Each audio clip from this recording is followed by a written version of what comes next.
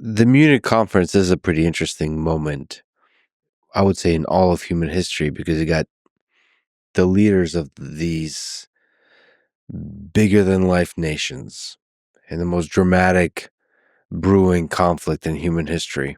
Yeah, Chamberlain, Hitler, Mussolini, Daladier.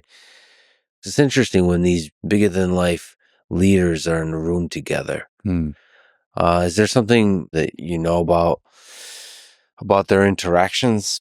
Yeah, I think I think one of the things that's interesting is that Hitler's got home advantage because it's on his turf. And, to start off with, the first meeting is at the Berghof, his beloved place in the Obersalzberg overlooking Berchtesgaden in the Alps. So he's pretty confident because this is my manor, this is my turf, I'm not going to be bossed around by these guys. But Chamberlain, for example, is going there thinking, I've been around the blocks. No one can teach me anything. I've been a politician for ages. I'm not going to be kind of cowed out by this sort of, Austrian upstart. So they're both coming at it with a kind of sort of slight kind of superiority kind of complex. Interestingly, when you get to the actual meetings at the Bernabeu in Munich a couple of weeks later, Chamberlain is cheered by the crowds when his car comes in, when he goes to his hotel, when he's moving from his hotel to the Bernabeu.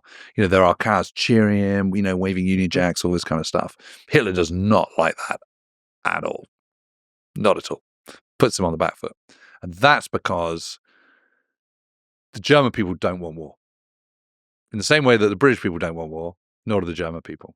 Yeah. The difference is that Hitler is a dictator and an autocrat and has the devotion of the people. So he can do what he wants in a way that Chamberlain can't. Chamberlain's hands are tied because he is an elected prime minister, an elected leader, political leader, and he's not head of state. So there is no question that it is Hitler and Chamberlain that are the top dogs in this particular discussion. Daladier takes a back seat. Even Mussolini, although he's there, he doesn't want war either. He wants to be left alone to do his own thing without anyone getting in the way, but he doesn't want to sort of, it's not in his interest to have a European war. So he's trying to avoid it. So it is really, you see that the kind of alpha males in the room are Chamberlain and Hitler. And it's really interesting because Hitler's got this sort of slightly garrulous voice and very kind of pale blue eyes and such distinct features, quite a long nose. And, he always says this is why he has moustaches to kind of, disguise the big nose. So as I was saying to you earlier on before we started recording, he does have a sense of humor. It's maybe not one that you and I would kind of tap into, but he does have one. Whereas Chamberlain is just sort of, he sounds like a sort of, a bit like an old man, he's sort of silver-haired and he looks like your sort of archetypal kind of British gentleman with his rolled up umbrella and his, and his Homburg hat and all the rest of it. So they're both sort of caricatures in a funny sort of way. And yet the consequence of these discussions, these great events happening, you are absolutely going, either which way the Munich crisis comes out, you're taking a step closer to war. It's just whether the war is going to happen kind of next week or whether it's going to happen a year hence. But it's, the Munich crisis obviously doesn't stem the inevitability of war at all. It just heightens it. Do you think there are words that Chamberlain should have said, could have said, that put more pressure on Hitler, intimidate Hitler more? Yeah, it's a really tricky one. It's such a difficult one because you're always looking at it through, the enemy has a vote and you don't know what that vote is going to be and you don't know what it's going to look like. There's no question that Europe, the rest of Europe is cowed by the kind of impression of military might that the Germans have put out. They certainly fear they are stronger than they actually are. And then on the other hand, they're also going, yeah, but, Germany doesn't have natural resources, doesn't have access to the world's oceans. It's kind of, it shouldn't be able to win a war. And so they're kind of contradicting themselves at the same time, So in 1 minute, they're sort of going, oh, God, you don't want to take on all those Nazis and all those swastikas and those automaton stormtroopers. But on the other hand, they're then saying, but actually Germany doesn't have much in its kind of, in its basket. It's got actually quite a lot of weaknesses and we should be able to kind of prevail, blah, blah, blah. We'll just impose an economic blockade and then it'll be stuffed. And Britain is not ready to fight a war in 1938, but nor is Hitler, nor is Germany. So, one is sort of striking out the other. But it's very easy to say that in hindsight. But at the time, with people kind of digging trenches in Hyde Park in central London and barrage balloons going up over London and, children being evacuated from the cities and 92% of the population not wanting to go to war, you can see why he takes the course he does. I suppose that's what I'm saying. I'm not saying it's necessarily the right decision, but I think it's an understandable decision. Oh, but what about even just on the human level? If I go into a room with a British gentleman versus going to a room with Trump, it feels like it's so much easier to read and manipulate the British gentleman, because Trump is like Trump-like characters. It seems like Hitler is similar, Churchill is similar. It's like this guy can do anything. There's something terrifying about the unpredictability. Yeah. It feels like there's something very predictable about Chamberlain. Yes, I think that's true. But also one has to take a step back and think about what Britain represents, so therefore what Chamberlain represents in 1938. Britain has the largest empire the world has ever known in 1938. We shouldn't forget that, right? Third of the world is pink, as the saying goes, and that saying comes from the kind of atlas of the world where all British territories are kind of coloured pink. Yeah. And on top of that, it has lots of extra imperial territories as well. So, if you look at, there's this incredible map of global shipping in 1937. And there's these little ant lines of ships going out. And one of the strongest ant lines is going down to Argentina and South America from Britain. So down past West Africa and down the Southern Atlantic, and there it is. And that's because Britain owns most of Argentina. It owns huge, great farming estates and ranches. It owns the railway system. It owns many of the port facilities. So you didn't even need an empire. You just need the facilities that overseas trade and possessions can give you.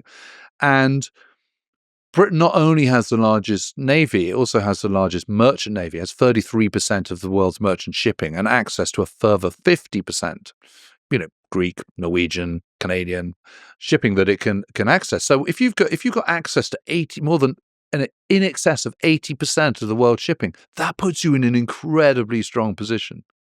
And actually, all sorts of other things have been going on. While they might not have been creating a huge army or producing enough Spitfires that they might want to up until this point, what they have also been doing is stockpiling bauxite and copper and tungsten and huge reserves. And because Britain has this huge global reach, and because it has its empire and its extra imperial assets, it can strike bargains that no one else can strike. So it can go into various countries around the world and can go, okay, I want you to guarantee me for the next 5 years every bit of your rubber supply.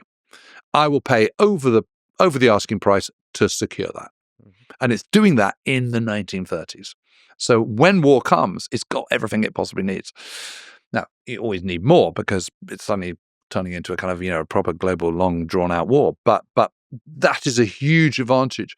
So it is with that mindset that Chamberlain is going into those talks and thinking, okay, well, I'm not going to get a war over the Czechoslovakians. Who cares about them? But I am going to show Hitler that I mean business. Hitler's going, who's this stuffy guy with his white hair? I don't give a toss about him. And he's coming at it from a completely different perspective. And I think one of the things that's so interesting from a dramatic point of view and from a historian's point of view, or even a novelist's point of view, in the case of Robert Harris writing his book about these negotiations, which I don't know if you've read it, but it's terrifically good. Is the fact you've got two alpha males, who are going to those negotiations from totally different perspectives and vantage points. And I think it's very easy for people today to forget how elevated Britain was in the late 1930s. The gold standard was tied to the pound, not the dollar. And so Britain was the number one nation in the world at that time. And it just was.